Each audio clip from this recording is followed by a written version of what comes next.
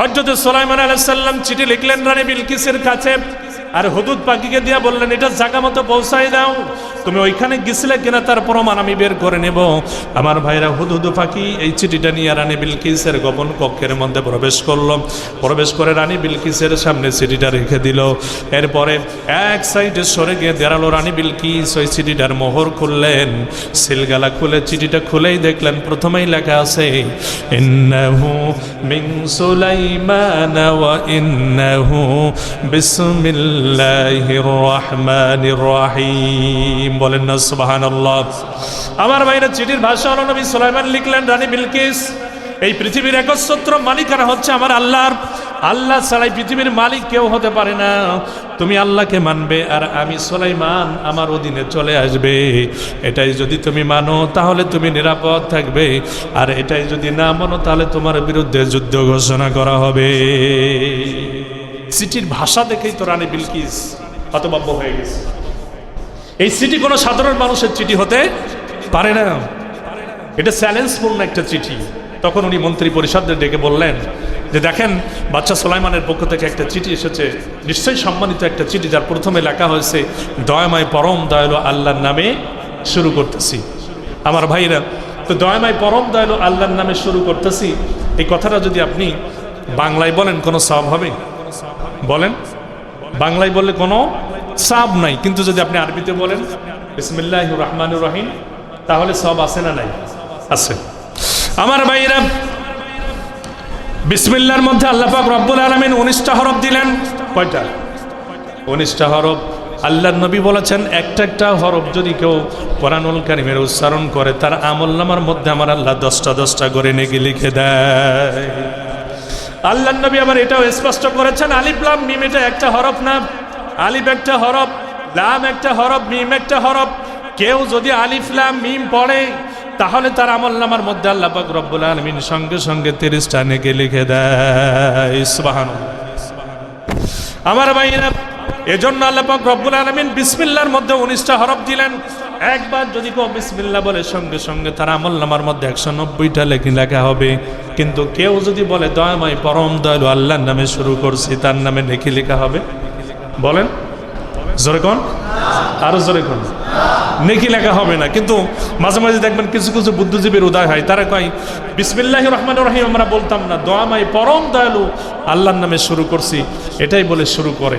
এটাই বলে এই কাজের মধ্যে কোনো বরকত হবে না। বিশ্বনবী বলেছেন যেই কাজের মধ্যে বিসমিল্লাহ নাই ওই কাজের লেস কাটা। কি কাটা?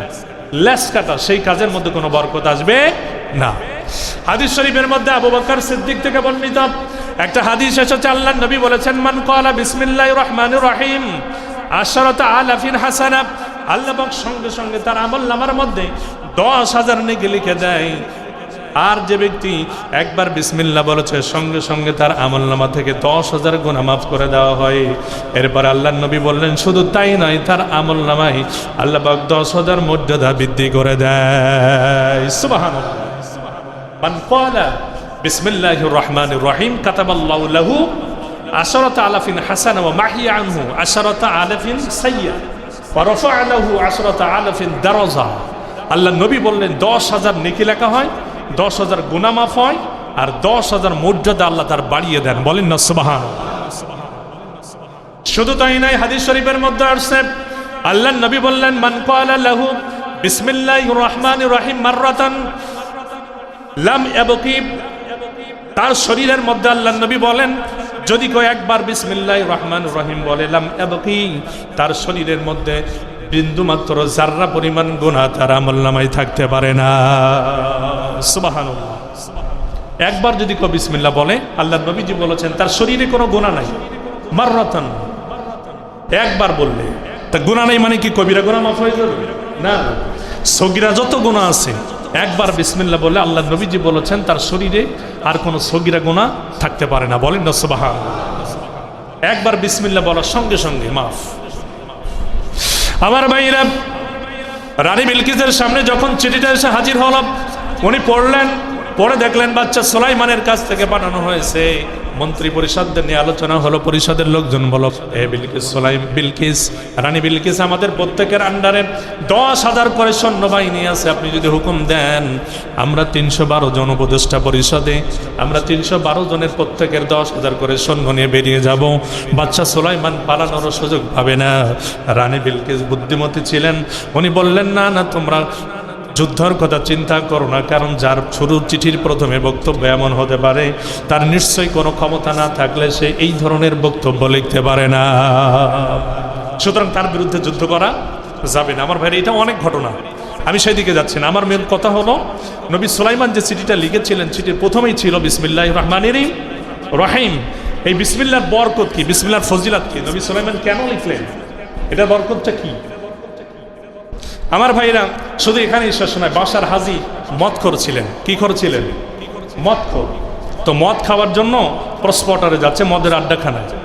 প্রতিমধ্যে রাস্তার মধ্যে দেখলেন ছোট্ট একটা টুকরা, ফেরানোর টুকরার মধ্যে লেখা রয়েছে আল্লাহ 3টা নাম, বিসমিল্লাহির রহমানির রহিম। বলেন না সুবহানাল্লাহ। আমার ভাইরা, বাশার হাজি বন্ধুদের ডেকে বললেন, বন্ধুরা তোমরা আজকে মদের আড্ডাখানা যাও, আমি আজকে আড্ডাখানায় যাব না। বাশার হাজি আল্লাহর লিখিত 3টা নাম, বিসমিল্লাহির রহমানির রহিম, আল্লাহ রহমান আর রহিম, এই 3টা নাম পেয়ে চুমো দেয়, বুকের মধ্যে একবার লাগাই, একবার মুখের মধ্যে, মুখের ভিতরে চুমা দেয়। আর বন্ধুদের ডেকে বলে, তোমরা আজকে প্রস্পটরে দাও, মদের আড্ডাখানায় যাও, আমি আজকে যাব না, আমি আজকে বাড়ির দিকে রওনা হয়ে গেলাম। এই বলে বাশার হাজি বাড়ির দিকে রওনা হয়ে গেছে। আমার ভাইরা, কাগজে লিখিত এই টুকরাটা নিয়ে বাড়ির সামনে গিয়ে আমাকে ডাক দিছে মা। মা ঘর থেকে বেরিয়ে আসছে, ডেকে বলে, বাশার রে, কি রে, কি জন্য তুই আমারে ডাক দিলি? বাশার হাজি ডেকে বলে, মা গো, রাস্তার মাঝে চলতে গিয়া পাইছি মা গো, দেখো তো এই ছোট্ট টুকরার মধ্যে কার নাম লেখা। বাশারের মা ছোট্ট টুকরা হাতে নিয়ে দেখে ওই টুকরার মধ্যে লেখা রয়েছে বিসমিল্লাহির রহমানির রহিম। সঙ্গে সঙ্গে বাশারের মা ধা ধা করে চোখের পানিগুলো ছেড়ে দিয়েছে, আর ডেকে বলে, আল্লাহ তুমি কি আমার বাশারকে কবুল করেছো? আমার বাশারকে তুমি কবুল করেছো গো আল্লাহ। বাশারের মা ডেকে বলে, বাশার রে, এই কাগজের মধ্যে 3টা নাম, এই 3টা নাম লেখা রয়েছে বাশার। বাশার ডেকে বলে, মা কার নাম লেখা? বাশারের মা ডেকে বলে, বাশার রে, এই কাগজের মধ্যে তোর ওই প্রভুর নাম, যেই প্রভু তোরে তৈরি করেছে। সুবহানাল্লাহ। মা কোথায় রাখলে ভালো হবে? আমার ভাইরা, আতর লাগে, খুশবু লাগে। বাশার হাজি মখমলের কাপড় দ্বারা বেচাইয়া চিন্তা করে, আমি যদি এখানে রাখি বেইজ্জতি হয়ে যাবে আমার প্রভুর নাম, আমি যদি দরজার উপরে রাখি বেইজ্জতি হবে, থাকার উপরে রাখলে বেইজ্জতি হবে। মাথার উপরে রেখে বাশার হাজি রাতভর পাহারা দেয় আমার আল্লাহর 3টা নাম, আল্লাহ রহমান আর রহিম। ঘুমের ভিতরে স্বপ্ন দেখে কে যেন চিৎকার দিয়ে ডাক দিয়েছে, ইয়া বাশার রফাআত ইসমি ফা রফা'নাকা। চিৎকার দিয়ে ডাকে, বাশার রে, আমার 3টি নামের এত ইজ্জত, এত সম্মান তুই দিলি রে বাশার। যারা আমার দরবারে যে সমস্ত মনীষীদের নাম লেখা আছে, যারা আমার গোলামি করে আমার দরবারে শ্রেষ্ঠত্ব অর্জন করেছে, ওই সমস্ত ব্যক্তিদের নামের তালিকায় সবার উপরে তোর নামটা আমি লিখে দিলাম। সুবহানাল্লাহ। আল্লাহ 3টা নাম ইজ্জত করে বাশার হাজি আল্লাহর ওলি হয়েছিলেন। বলেন না সুবহানাল্লাহ। মেরাজের রাত্রে বিশ্বনবী হাউজে কাউসারের সামনে গিয়ে দাঁড়ালেন, দেখলেন বিরাট বড় একটা তালা লাগানো। জিবরিলকে বললেন, জিবরিল এটা কি? জিবরিল আমিন বললেন, এটা হাউজে কাউসার, আমি এটা হাউজে কাউসার দেখবো, কিন্তু বড় তালা লাগানো। জিবরিল আমিন বললেন, হুজুর ঢোকেন, তালা খুলে ঢোকেন।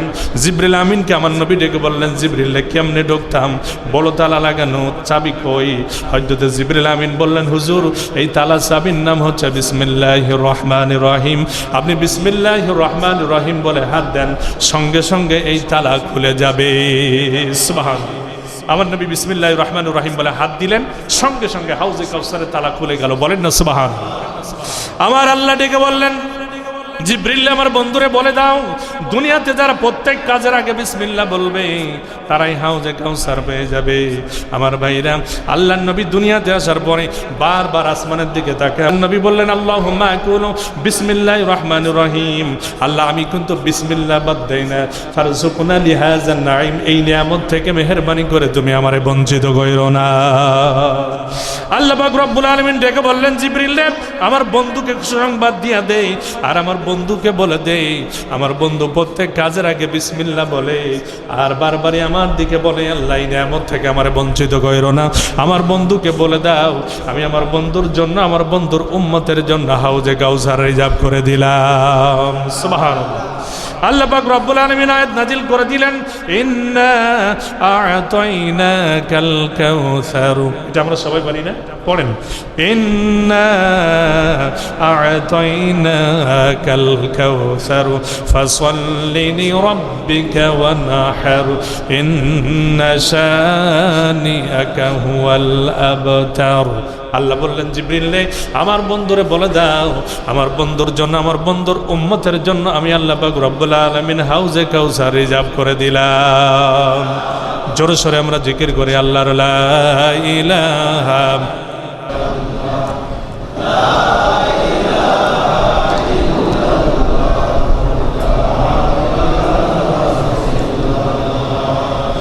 লা ইলাহা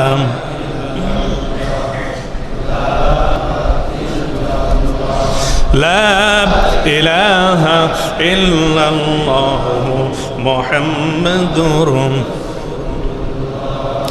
এজন্য আমার ভাইরা, বিসমিল্লাহর মধ্যে 19 হরফ। কত হরফ?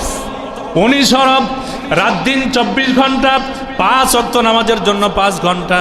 এই 5 ওয়াক্ত নামাজ যদি আপনি আদায় করেন, 5 ঘন্টা আপনি ইবাদতের মধ্যে আছেন বলে ধরে নেওয়া হবে। থাকবে আর 19 ঘন্টা। দৈনিক প্রত্যেক কাজের আগে যদি একবার করে বিসমিল্লাহ বলেন, আল্লাহ পাক রব্বুল আলামিন আপনাকে 24 ঘন্টা আপনি ইবাদতের মধ্যে আছেন বলে ধরে নেওয়া হবে। সুবহানাল্লাহ।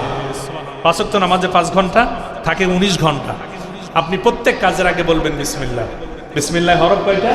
19টা। তাহলে বাকি 19 ঘন্টা আপনি ইবাদতের মধ্যে আছেন বলে ধরে নেওয়া হবে। তাহলে 19 আর 5 24 টোটাল।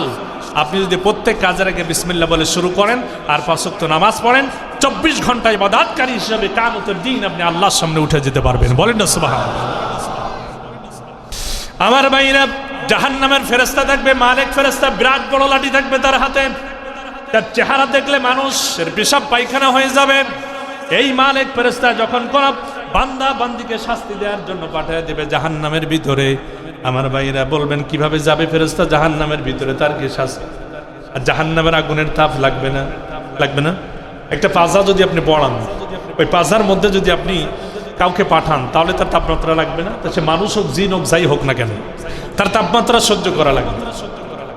কিন্তু জাহান্নামের আগুনের তেজ এত বেশি হবে, এই দুনিয়ার আগুনের চাইতে 69 ভাগ বেশি তেজ মাত্রা হবে জাহান্নামের আগুনের। আমার ভাইরা, দুনিয়ার আগুন যদি আপনার আঙ্গুলের মাথায় লাগে, শুধু আঙ্গুলের মাথাটা জ্বলতে থাকবে। কিন্তু জাহান্নামের আগুনের এমন তেজ হবে, এমন যন্ত্রণা হবে, আপনার আঙ্গুলের মাথায় লাগবে, কিন্তু আপনার সমস্ত শরীর ওই তেজে জ্বলতে থাকবে।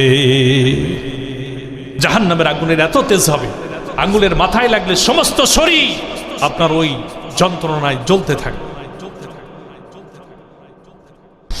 আমার ভাইয়ের, এই জন্য আল্লাহ পাক রব্বুল আলামিন বললেন, নারুল্লাহিল মুকাদাতুল্লাতী তাত্তালিউ আলাল আফিদা। জাহান্নামের আগুন হচ্ছে এমন আগুন, দুনিয়ার আগুন তোমার যেখানেই লাগবে সেখানেই জ্বলবে, কিন্তু জাহান্নামের আগুন তোমার শরীরে যে কোনো এক জায়গায় লাগিয়ে দেওয়া হবে, তোমার শরীর, সমস্ত শরীর সেই তেজে জ্বলতে থাকবে। এই জাহান্নামের আগুনের মধ্যে মালিক ফেরেশতা যখন কাউকে শাস্তি দেওয়ার জন্য পাঠাবে, তখন তার কপালের মধ্যে লিখে দেবে বিসমিল্লাহির রহমানির রহিম। বলেন না সুবহানাল্লাহ। জোরে কোন? কি লিখবে? বিসমিল্লাহ, বিসমিল্লাহির রহমানির রহিম লিখে দিবেন মালিক ফেরেশতা। এরপরে ওই ফেরেশতা যখন জাহান্নামের ভিতরে ঢুকবে, জাহান্নামের আগুনের তেজ তার শরীরে স্পর্শ করতে পারবে না। বলেন না সুবহানাল্লাহ। এরপরে সে গিয়ে মানুষকে শাস্তি দিবে। এখন একজন ফেরেশতা যদি বিসমিল্লাহ কপালে লেখার থাকে না, জাহান্নামের আগুন তার জন্য হারাম হয়ে যায়। আর আপনি যদি দৈনিক বিসমিল্লাহর আমল করেন, তাহলে আপনার জন্য জাহান্নামের আগুন হারাম হবে না? অবশ্যই, ইনশাআল্লাহ জাহান্নামের আগুন হারাম হয়ে যাবে। এই জন্য প্রত্যেক কাজের আগে আমরা কি বলবো? বিসমিল্লাহির রহমানির রহিম। পারবো তো ইনশাআল্লাহ? বলেন ইনশাআল্লাহ। আল্লাহ পাক তৌফিক দেন, বলেন আমিন। তো আমার বন্ধুগণ, বিসমিল্লাহর মধ্যে অনেক বরকত, যে বরকত সারাদিন বললেও শেষ হবে না। আমি যদি বলতে শুরু করি বলতেই থাকবো কিন্তু শেষ হবে না। এত ফজিলাত, এত বরকত আল্লাহ পাক রব্বুল আলামিন বিসমিল্লাহর মধ্যে রেখে দিয়েছেন। এই জন্য তো প্রত্যেক সূরার প্রথমে বিসমিল্লাহ দিয়ে আমরা শুরু করি। আর প্রত্যেক কাজের আগে যদি আমরা বিসমিল্লাহ দিয়ে করতে পারি তাহলে অবশ্যই আল্লাহ পাক রব্বুল আলামিন আমাদেরকে বরকত দান করবেন। আল্লাহ নবীজি বলেছেন, আনাস বিন মালিক থেকে একটা হাদিস এসেছে যে যখন তোমরা পেশাব পায়খানায় যাও, যখন স্ত্রীর সঙ্গে মেলামেশা করো, তখন শয়তান তোমাদেরকে ডিস্টার্ব করে, বিভিন্নভাবে তোমাদেরকে ঝামেলা করবে। তোমরা যদি আল্লাহর নাম নিয়ে শুরু করো তাহলে শয়তান আর তোমার মাঝখানে একটা আল্লাহ পর্দা ফেলে দিবেন। বলেন না সুবহানাল্লাহ। কি ফেলে দিবেন? পর্দা ফেলে দিবেন। এই পর্দা ফেলার কারণে তুমি কি করতেছো শয়তান সেটা দেখতে পারবে না। বলেন না সুবহানাল্লাহ। তাই জন্য প্রত্যেক কাজের আগে আমরা বিসমিল্লাহ দিয়ে শুরু করবো। আল্লাহ পাক আমাদের জন্য তৌফিক দেন, বলেন আমিন।